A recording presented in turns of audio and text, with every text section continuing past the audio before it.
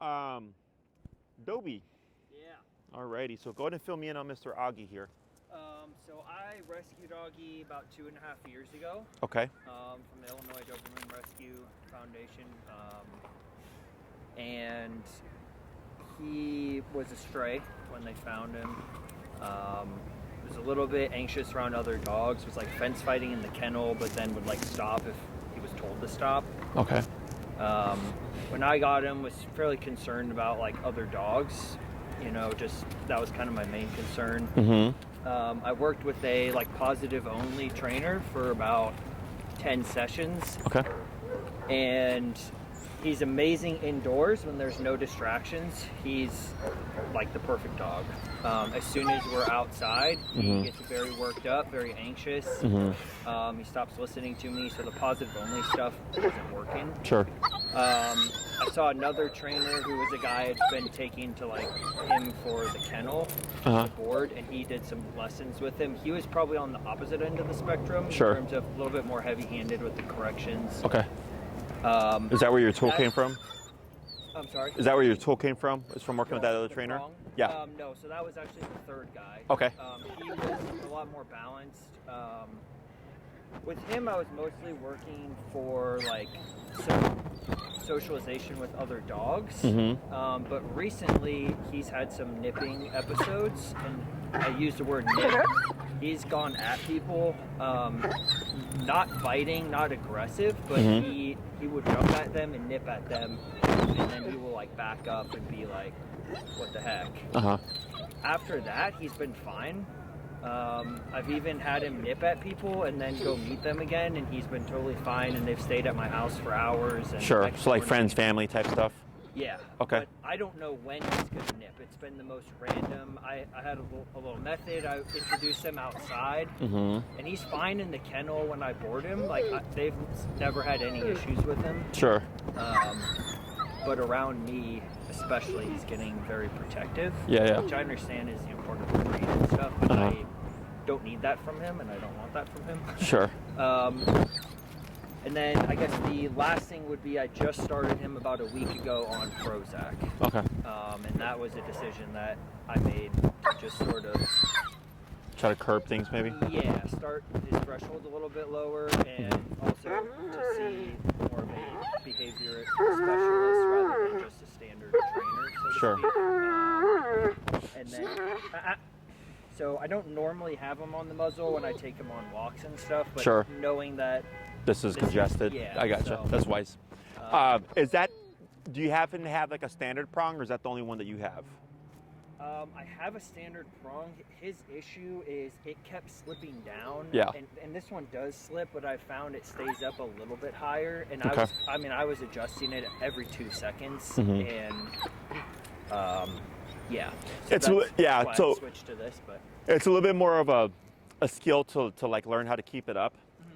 So what I'm going to have you do here, because I'm trying to see what he's stressing out. It looks like he's stressing about everything. yeah, so that's what I was going to say. Like, triggers are, I mean, you can go down the list.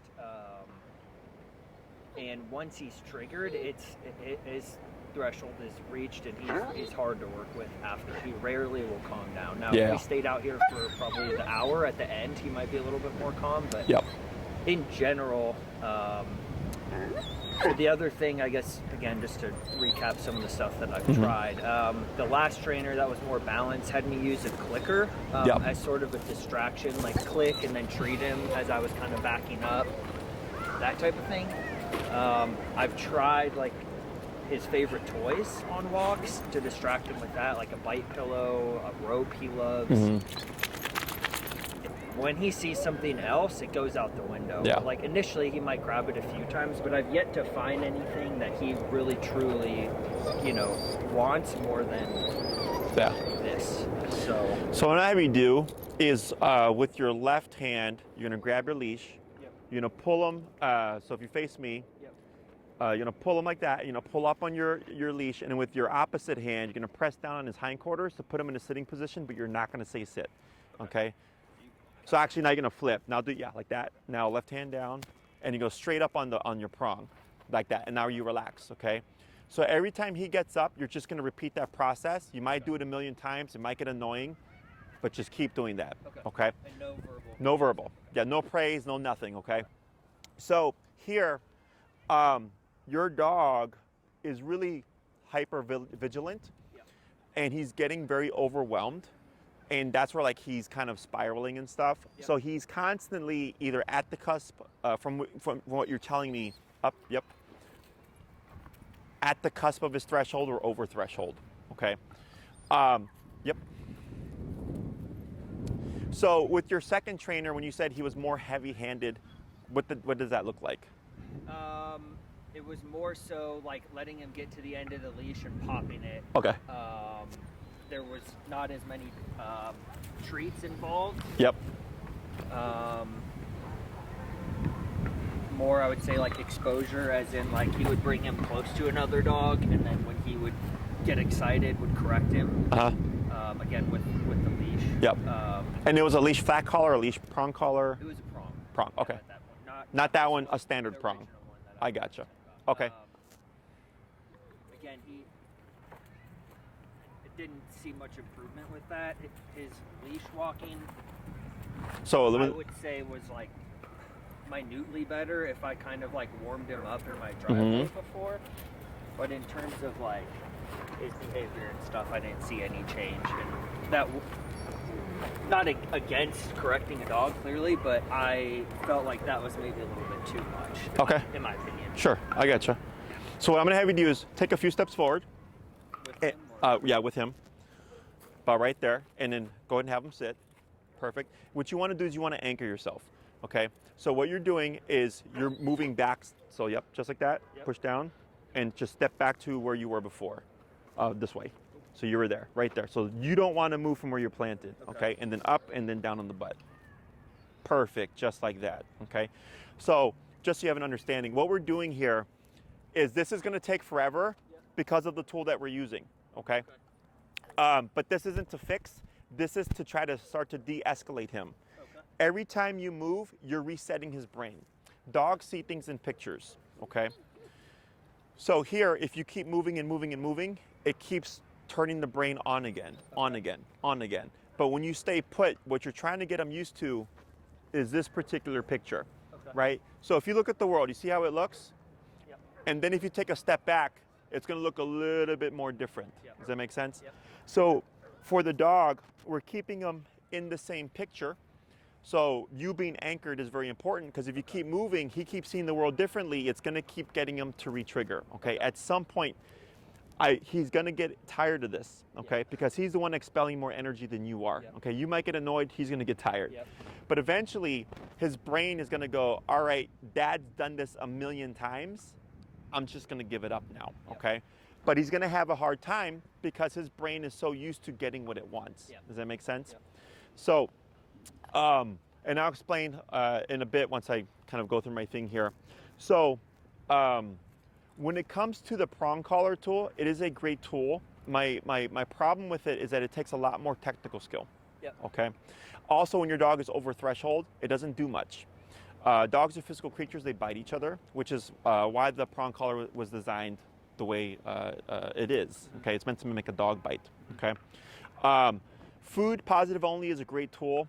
We use it for all our puppies under 6 months. After 6 months, I tell all my clients, now we're going into big boy, big girl training. Okay, and this is where tools like the prong collar and e-collar come into play. I do use the e-collar in like my backyard, for example. Even then, he can be over. Yep, good job. Threshold. Good, a little bit more. You got it. Very good. I don't obviously take him to any like dog parks or anything like that. And he's really great with recall and stuff on it, even if there is other stuff going on. So yeah, sorry to. No, you're fine. So, and I do have that with me. Okay, I'll take a look at it later just to see what you have. So the positive only with these cases, as you have noticed or learned, they go out the window when the dog goes under too much stress. So I rarely, if ever, use food with behavioral stuff. Usually when we do, it's like a dog is very weak in confidence, and we want to just kind of balance out the e-collar. But most of the time, we just use the remote collar. Okay. Prong collar stuff, I incorporate it. I don't use it as a main tool because one, if the dog, so dogs as physical creatures bite each other, even if you give them your harshest correction on the prong collar, at some point you're gonna have a cap, right? If he's at a 12 and the harshest you can go is a 10, you're never gonna match 12. Yeah. Does that make sense? Yeah. Remote collar, in my opinion, is the only tool that allows us to actually break through the intensity because we have, with the model that we use, 127 varying levels of stimulation, okay? So pull up on your prong, just hold. There you go, and now relax. Good job. Up, and now relax. Good job, okay? So what we're doing here with the pulling up is up de-escalates, back or up and back escalate. Okay, when we're dealing with reactivity or any kind of behavioral stuff, okay? The prong collar that you have, I'm not a fan of because it doesn't, in my opinion, appropriately give pressure. So when you pull up, you're biting, right? When you release, you're taking away that bite, that tells them you did what I wanted, okay? Right now, I don't want your dog to sit. What do I want your dog to do? Probably go in a down position or... Not a down. He might down, but it's not about the sit or the down. I would, generally speaking, relax. Relax. I want him to relax, right? But what we're doing here is we're using the sitting position as a reference point, okay?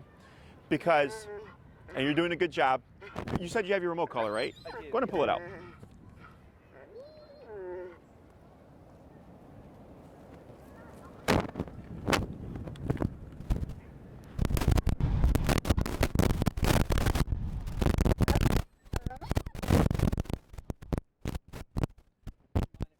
Yeah, you're fine. Oh, I see. What is this, a Garmin? A cheaper one I bought on Amazon in Virox. Okay. It's got a beep, Okay. a vibrate, and electrical. Okay. So we're actually not going to use that. Okay. The reason is the way the stim is delivered will most likely escalate the behavior. Okay. So one, it's good that you brought it so I could see it. Yep. The ones that we use, like a good quality remote collar, run anywhere between 237-ish to like 347-ish with tax. Okay, so it's an investment. Yeah. But the reason why they're more expensive is because they're the reason why they're more expensive is because they're what we will call professional grade. Okay, so with this particular collar, so what I was going to do is see if we could just use the collar a bit to calm him down. Yeah. But I'm familiar with this technology. I don't want to make him worse without actually. If it was like an educator or something, I go, sure, we can try it. Yeah. So we're just stuck having to repeat this a million times. Okay, Yeah, but you're doing a great job. I will say I typically will use the beep or the vibrate when using it, unless he's like he's really worked up. Then I'll use the stim. The vibrate seems to work well. Yep. He's responsive to it. So when when we train dogs, we purely use stim. Okay. Most people tend to favor the vibration tone. The reason why we use the stim is I want to think of it as a bite on a button. Do you want me to take that for you? There, put it back. There you go.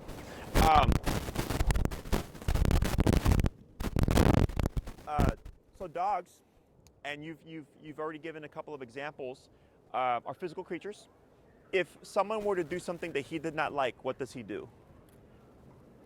Yelp or bite. Try to nip at them, right? He's using physicality to keep them at bay, to tell them, hey, stay away from me, or I don't like what you're doing. He's using a physical consequence to achieve something that he's wanting, right? When you press the button and we use the stim function, it's similar. I like to think of it as a bite on the button. Is I'm teaching the dog to either do something and or to not do something. Right now, your prong collar, to a degree, is biting him. Yep, up on your leash. Good job, up. Good. Is you're, to a degree, biting him and then relaxing once he gives you what you want. But because he's so over threshold, he can only hold this for seconds, okay? So we're gonna try this. instead of putting the hand down, just pull up on your prong. Just pull straight up, hold, keep hold. A little bit more up. A little bit right now. Now, if you start to feel him relax, you're gonna relax with him. Okay. So if he starts to go back on his own, yep. Light pressure with your hand. Yep. Yep, you got it.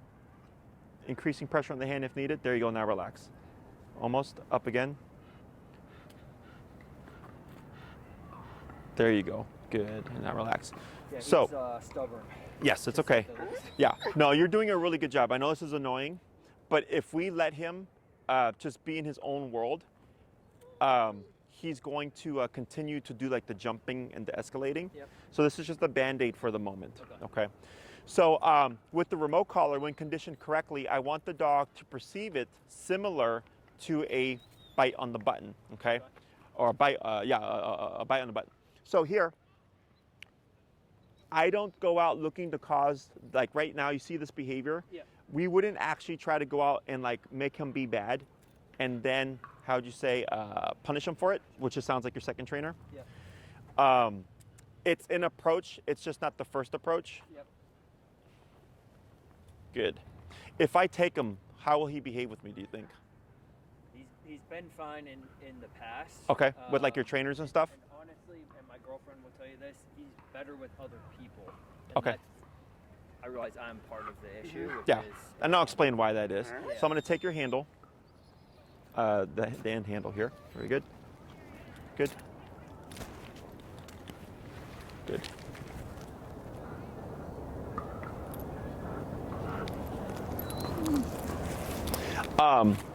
Is the first thing that we cover is the heel command, okay? Heel resolves 70 to 80% of problems. The reason why the heel is so important is it allows us to layer in the remote collar in a non-confrontational way, okay? So your second trainer would be confrontational. He went out, looked for the problem, and started correcting your dog for it, okay? And it is an approach, it's just not the first approach that we go for. Yeah. So with the heel, what we're doing is we're teaching the dog how it turns on, how it turns off, okay? Most people in the city of Chicago walk their dogs 3 times a day, 7 days a week, right? So that's 3 times a day, 7 days a week that you're practicing this healing exercise, okay? What the heel does is it teaches the brain to focus. So I teach a very strict heel. If I take 5 steps, he takes 5 steps. If I take 1 step, he takes 1 step. When I stop, he automatically sits. That's what they completely slack leash, okay? It sounds complicated. It sounds like, hey, that's gonna take forever to teach. It does not, okay? I can literally get it done within about 10 to 15 minutes, and then it's a matter of rinse and repeat to get it to be solid, okay? So the first class, weather permitting, we train here at Oz Park because life everywhere, right? And this is not even busy. This is like a calmer Oz Park, okay? Is you're here real time, and I'm working you through everything. I don't have to touch your dog, okay? I very rarely, if ever, do this, where I handle the dog for the owner. I want you to do everything, okay? I'm here, I coach you through it. You ride with your dog, your leash, and your e-collar, and I demonstrate, I explain, I instruct you. If something were to happen, like I deal with a lot of reactivity cases, if the dog becomes reactive, I walk the owner through it, okay, real time. And then at the end of the class, I say, here's your homework, rinse and repeat 3 times a day for the rest of the week. They come back week 2, okay? Give me feedback. How's it going? Hey, Jesse, he's like 50% better. You know, he's 80% better. He's 10% better. He's 0% better. All of that gives me information on what I need to do for the second half of the class, for the second part of heel. We make a few tweaks. I teach the second part of heel. If we need to address anything behaviorally, we'll address that as well. And then you go off, rinse and repeat 3 times a day for the week. Okay, you come back for class 3. Same thing, you give me feedback, okay? So here, the priority, of course, is the behavior. I understand he's nipped at a few people and stuff. I don't think your dog is human aggressive, in case you were wondering that, okay? Would agree, but I'm not an expert. Yeah, I don't think your dog's human aggressive. If your dog was human aggressive, you'd be like, I don't know if you should take the leash, Jesse. Yeah. Okay, does that make sense? Yeah. Chances are there were other things that were happening that the humans weren't really perceiving as being bad. But then the dog was like, I'm uncomfortable. He acted out. And the way he corrects is by nipping and biting. Okay, that's what dogs do. So for example, this here is a dog bite. Okay, it's 10 stitches on my wrist there. Okay, that was a dog that didn't want to go in the kennel. It was a great thing, okay? He was not human aggressive. He had never bitten anybody before. He has not bitten anybody since. I'm his first and only victim, okay? What happened was I tried to load him into a kennel of my facility because it was the first time I had a dog that big. I didn't know if he was going to fit, ironically. He wasn't going to fit. He freaked out. He's like, I don't want to go in there. I don't know you. I feel like I'm in danger here, okay?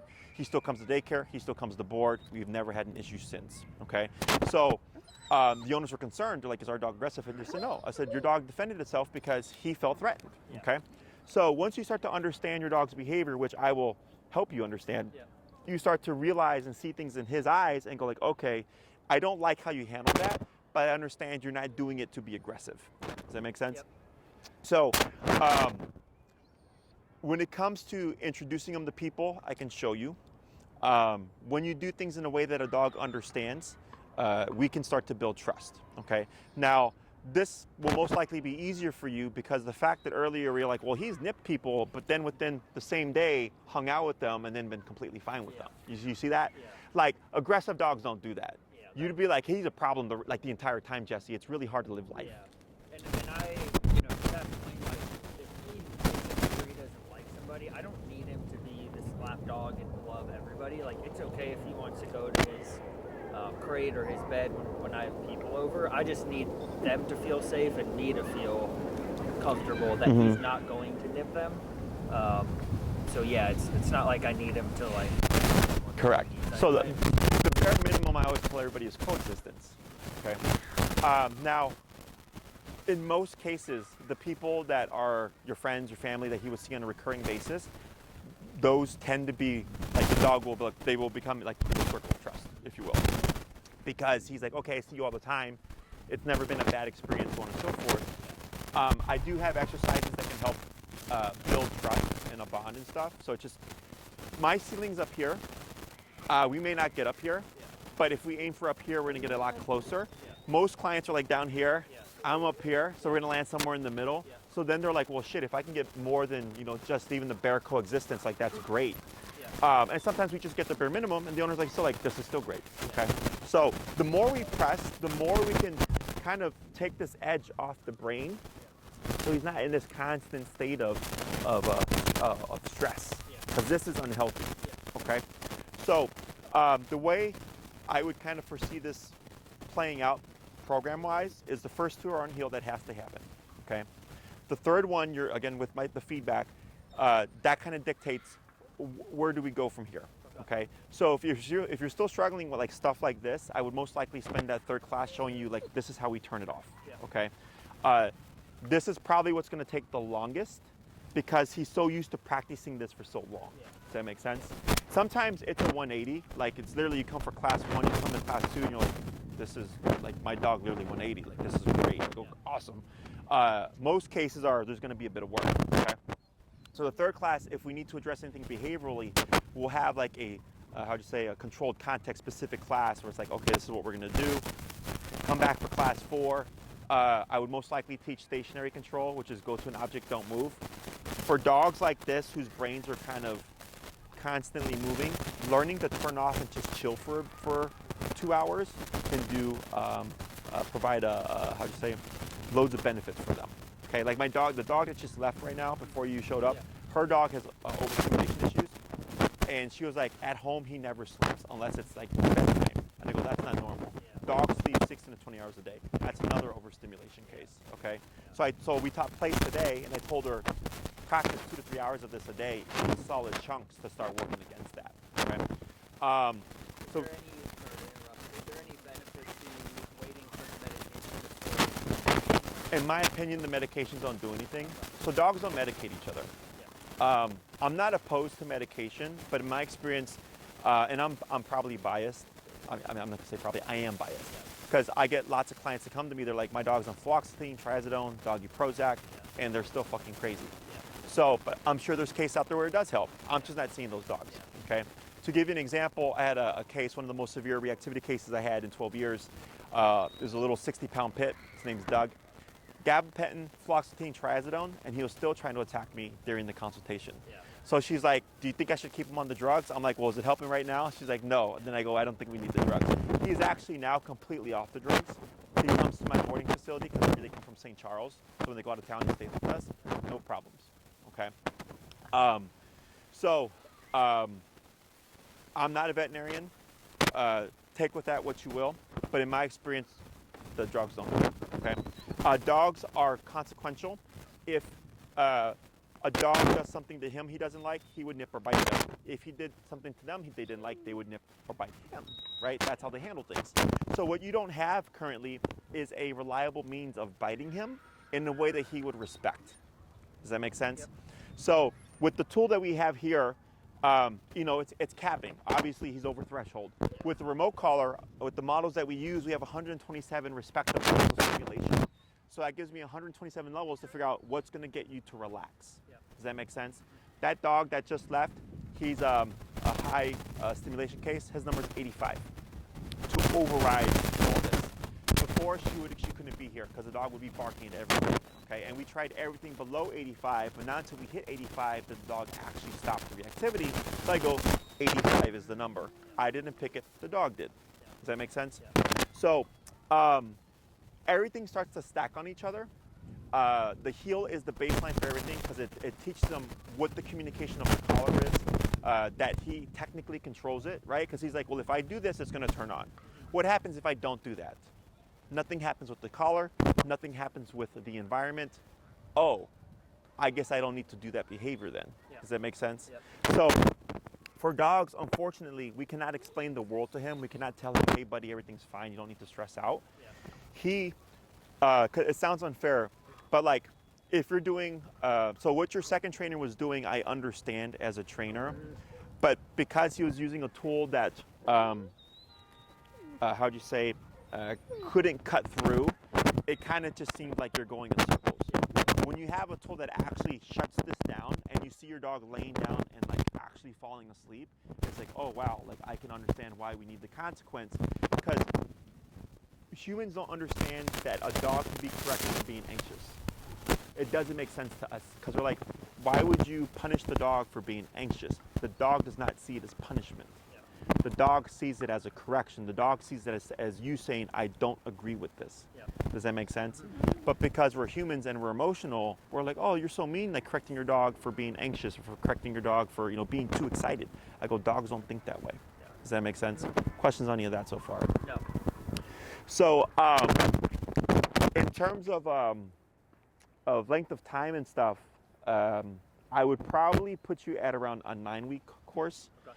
Bare minimum, I would say 6. If you do 6, I'm bare bonesing it. Okay. The reason why my programs are so short is because I teach in a way that dogs understand. Okay. Most training, clicker training, I'm not opposed to it, but that's human stuff. It makes sense to you. Yeah. Oh yeah, thank you. Oh, so this makes them feel better about like looking at that dog, right? Or if he's too stressed, like he's not gonna take this because he's stressed. The food is not gonna value, right? Dogs teach each other by nipping and biting. So I use a remote similarly where I'm nipping and biting, but I'm shaping the things that I want, but then also deterring the things that I don't want. Does that make sense? Yep. So if you did 6, it would be 2 on heel, that has to happen. A 3rd on behavior, I would say that's a variable. 4th on stationary control. A 5th on how do we correctly introduce them to people. We would pair food there, build trust.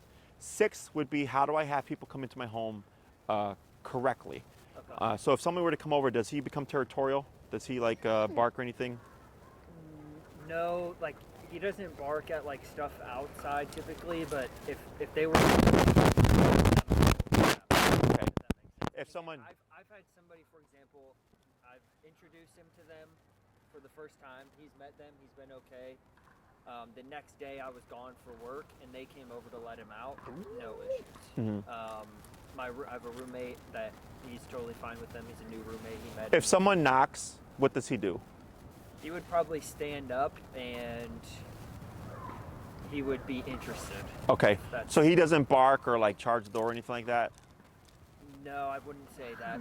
Okay. He's definitely not just passive laying there, but he's also not like you're describing, like okay. Barking. And he has barked at stuff going on in the past. It's typically other dogs going by, but okay. So if someone knocks, you answer the door, they come in, what's he do? I've never, well, I have done that with him on a leash. What'd that look like? he was pretty fearful. He'd be like glued to my Yeah. side, and Okay. then if that stayed for a while, then he might give him like a warning growl. And nothing like over the top or Sure. like, oh, He's showing his disagreement essentially. Yeah. So that. and then he would typically after that, like if I corrected him or had him go to his bed, like he would relax after that. Okay. Like I've had people in my home. Actually, this last weekend, I had my friend and his girlfriend stay at my home. And I was nervous about introducing him, so I didn't, and I just kept him on a leash or in his crate. I've been working on crating him. Okay. Not for when I'm gone. When I'm gone, he just sleeps. He's totally fine. But for actually when I'm home, if I wanted to bring somebody over and I didn't, maybe they weren't comfortable with dogs, I could let him go to his space in his crate. So I gotcha. He did fine with that. That's not the ideal situation for me. I'd like to be able to introduce him to people. And, Sure. and Okay. all that. But again, that's So something that I've... that But fearful. he wasn't like going crazy at the Sure. crate or when he was on a leash and he was on his bed. He wasn't getting up every 3 seconds. Like he went to his bed and just laid there. I gotcha. And, Okay. And even relaxed, like laid down. Gotcha. Now, if they stood up quickly, he would kind of look around, but he wasn't again trying to go after them or anything. I gotcha. Like that. So what we'd want to do there is we have an indoor exercise that we do that settles the dog prior to the guest coming in, and there's 2 approaches. There's you getting him to calm down, and then there's him calming himself down. Okay. And you want to have the ability to calm him down because now it's on your terms. Yeah. If you put it on his terms, technically speaking, he could calm down, but then decide to escalate again. Yeah. Does that make sense? So having that, all of this, no worries. All of these things are pieces to a puzzle, if you will, okay? And they all kind of work together. Okay. That would be me bare bonesing it, okay? I'm just like really targeting stuff that I feel is gonna benefit your dog's behavior. If you did 9, we would of course cover those 6, but then we have 3 more classes as a bit of a buffer in case, at this point in my career, I always tell people, like, I've trained dogs for 12 years, I've seen all sorts of shit, like nothing really surprises me anymore. Yeah. Very rarely do I get something that throws me like for a loop where I'm like, I've not seen that before. Yeah. But dogs are pretty predictable when you understand them, okay? So the extra 3 classes, pending all the behavior stuff is doing really well, I'd most likely suggest covering recall, which is come when called. It gives you the ability to have your dog be off leash and not worry about, like, is something gonna happen? Yeah. You can return your dog, which gives them a bit more just experience with life and stuff. Yeah. We'd already cover heel and stationary control. Place, heel, and recall, those 3 things alone will let you do almost anything you want with your dog because you have walk with me, you have come to me, and then don't move. Sit down and stay. If you want them, we can teach them. That would be a longer program. But they're really kind of superficial in the sense that nobody really has their dog sit forever. Like I'm only having them sit here because I'm trying to get them to relax, right? But because he's so on edge, his brain's not allowing himself to realize he's tired, right? Once we start remote work, he's gonna start becoming cognizant of like, hey man, like I'm actually really tired right now, and lay down, okay? But because he's so overwhelmed with the environment, his body's not perceiving, his brain's not perceiving that he should be tired. Does that make sense? So it's like a person hopped up on like drugs. Yeah. That's how I would describe it. Questions on any of that? No, I mean I work for so that's the only issue is Hectic, sure. I'm not necessarily sure I can Okay. They're always still where Not a problem. yeah, I'm happy to come. So what you would do, because we get clients, yeah, there's no issue with that. If anything, it's going to benefit you because it gives you more time to work on stuff, okay? Because that's always a concern for people. So like, oh, if I don't see you every week, is this going to be bad? I go, no. I was like, with the way that I train, once we cover class 1, I've had clients like go out of town with their dog for 2 to 3 weeks, and they come back like, oh, Jesse, like I have so many questions because we had a lot of progress, but there were some snafus. I'm like, great, let's go over everything. So what you would do then is you would just send Tina your schedule, and then she would see where she could place you. There might be a few weeks where we don't see each other, but you will still have, you can email me. Anything pops up, just shoot me an email, okay? Do you do stuff on the weekends or you're... I do, yeah. So I'm reverse to people because most people are 9 to 5. So weekends and evenings are typically my busiest, okay? But right now, it's like a little bit of a lull because we're going through the season changes. So now's a good time for you to actually try to get on. But for you, the weekly stuff wouldn't matter so much because You know, you can send us your schedule. We do what we can, and then when I don't see you for those couple of weeks, if you have any questions, you just send me an email. Okay. Other questions? Practice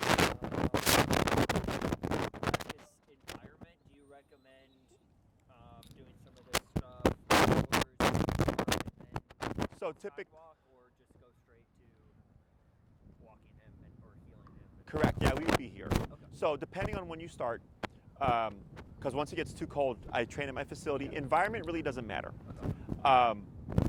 because let's say once you learn the concept, like let's say we're at my facility, his number is lower because we're indoors, right? I would tell you we have a baseline now. This was 45 for indoors. Anticipate that your number is going to be higher outdoors, right? And the way that I teach it is I'm teaching you how to figure out what level does your dog actually need. So I teach you to think like me. Okay, and I kind of build that skill set so that this way, when you're out on your own, you're able to just kind of troubleshoot things. Okay, training here is beneficial because you get the experience in the environment, and that's what people like. But it's not necessary to the success of the program. Okay. Yeah. Other questions? No. The collar I would put them on. Tina will send you the information. But it's meant for a 70-pound dog and over, so it's meant for a big dog. It's the best collar in my opinion. They last for years. I had my e-collars for like 10 years before they crapped out, and then I replaced them with new ones. So it runs now, I think, around $340-ish with tax. We'll send you the information. I don't care where you get your collar from. I just care that you do get your the correct collar. Okay. Let me think here. Very common question that I get is, when does the e-collar go away? In my book, when you need it, it doesn't. So that means if you're going to be out here in life, you would have your collar on. Yeah. It doesn't mean that you're always using it. Yeah. Okay. If you're following the training as I instruct, the application of it should start to decline. Yeah. Okay. If it's static and or increasing, something's wrong. Okay. It's usually that the owner is operating too low. They feel bad going up higher. Remember, I don't dictate what the number is for your dog does. Okay, so if we have to override all the stress and anxiety, that number might be up there. Yep. Okay, I had a case, it was like a 20-ish pound dog with the reactivity of like a pit bull. It was crazy. Okay, I put that dog on the same collar I'm putting your dog on, because I saw the reactivity. I said, this is severe. We need high power. Yeah. The owner, followed my instructions. She believed in everything that I said. And then we ended up stopping the reactivity by class 4 because I had to try every option. And then finally I said, we're gonna max out the collar. We're gonna correct the dog for every little thing at max power. Take 2 weeks, rinse and repeat. She did so, came back, and then we were here. The dog was calm as could be, okay?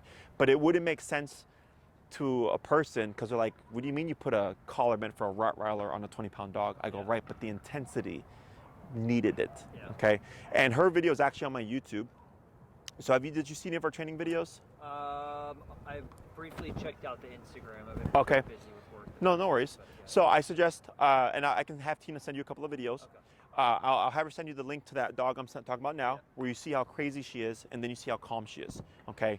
Her number wasn't 127 all the time. It was until we squashed the behavior, and then the number dipped down to like 25. But for the behavior, I told the owner it's always going to be this number, okay? But because the owner followed my instructions, we got the results.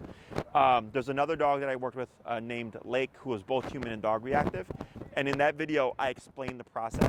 It's like a 10 to 15 minute video, but I use footage from the lesson to give the example, and then I explain how it works, just to help you understand things, okay? Because it's one thing for me to just kind of say all this stuff, and it's another thing for you to see it happening and then actually get an understanding of it, okay? I've worked with dogs for 12 years. My specialty is this stuff. So as long as you're willing to put in the effort and do what your dog needs, we'll make progress. Yeah. The biggest thing that holds people back is if your dog ends up needing, for example, 127 or whatever to correct stuff, to get it to shut down, and you go, Jesse, I can't do it, I feel bad. I go, then I can't help you. Yeah. I'm on board. Like, I'm more worried about having an incident. Sure. You know, Liability we stuff. don't want, Yeah. But it's for his benefit to do that. So, Yeah, everything that we do makes sense. Yeah. Okay, I'm not just gonna I understand the second trainer what they're trying to do. yeah. I don't do that, Yeah. but it may come to that in a way. But with the tool that we're using, we will be able to cut through. That's the main thing that trainer didn't have, is a tool that could break through the behavior, okay? So there's that with e-collar. Last thing is what's called opportunistic behavior. So when your dog has their collar on, it will behave better. So when you need it, you have it. If we just come over, you have it on. Let's say after 15 minutes, he's like, yeah, he's great. You take it off, you don't need it anymore. Outside, when you're in the real world, you have it on. Inside, if he's a great dog, you don't have it. Okay. Any questions? Any concerns? The muzzle would be the only thing. Like I said, I typically don't. When I take him to the vet, it's like a mile walk, so I'll put the muzzle on and walk him over to the vet, keep it on at the vet, and walk him back. Sure. I've noticed he's a little bit more well behaved when it's on. Like for example, if we took it off and the dog was that close, he's grabbed the leash and really yanked on it. Yeah. Like he's a strong dog. Like you can tell he knows the leash is what's holding him back. So I guess are you a fan of the muzzle, not wearing it? Like Yeah, so muzzles are great tools. Okay. When we need them. So I always tell everybody, your dog, your rules. So if you're walking with him and with the training, you're confident, you're like, yeah, I don't need the muzzle, then you don't have it. Okay. When you go to the vet, I'd say, yeah, have it on, because they're going to be poking and prodding, right? When it comes to socializing stuff with people, it's a great tool, because even though you might feel confident like he's not going to do anything, when you tell people like, will you pet my dog, because like, we're trying to socialize them, people tend to kind of get a little wary. The muzzle helps them feel safe, and then it'll help them feel comfortable with socializing with your dog. Does that make sense? Other questions?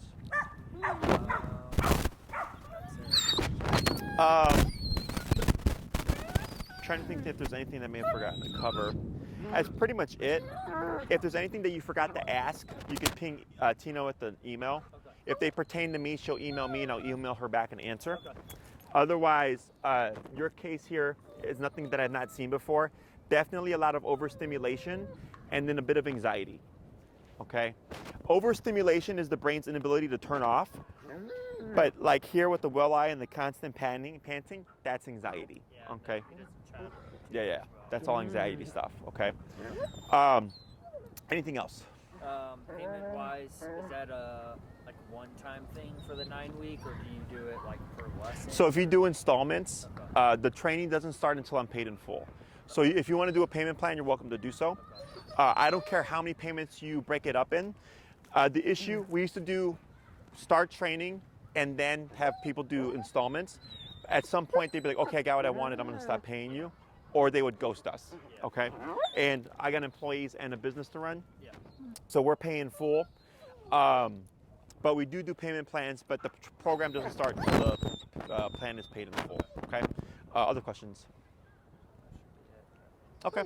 If you like, as I mentioned, if you forgot to ask anything, feel free to ping Tina. I'll get you your bag here. Nothing I've not seen before in terms of your case here. I don't believe you have a human aggression case. I think you got a guy who's getting really worked up and he's getting frustrated and he's outletting it. Plus, you mentioned it yourself, you would call them nips. Yeah. Like, bites. Yeah. You know. No, he's never drawn blood. Like when he does, I mean, he's gotten me when I first had him. He wanted to chase after a semi truck, and he got me and like left a bruise. But again, it wasn't. Yeah. Like, so. No, I gotcha. Yeah. So yeah, all of that tells me not really aggressive. He's just getting really worked up, and he doesn't know how to handle it, and he's using the nip as a means of addressing the situation. Okay? All right, Patrick, it was a pleasure meeting you. Yeah, sounds good. Appreciate it. Any other questions, you let us know. Okay. Take care. Thank you.